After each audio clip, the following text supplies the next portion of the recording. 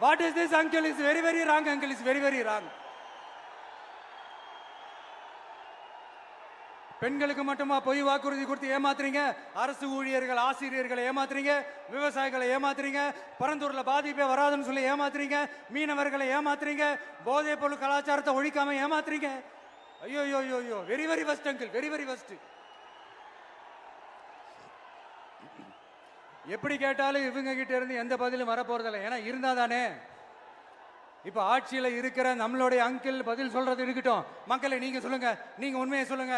செய்வோம் செய்வோம் செய்வோம் செய்வோம்னு சொன்னாங்களே, சொன்னதெல்லாம் செஞ்சாங்களா? உங்களை தான் கேட்கிறேன், சொன்னதெல்லாம் செஞ்சாங்களா?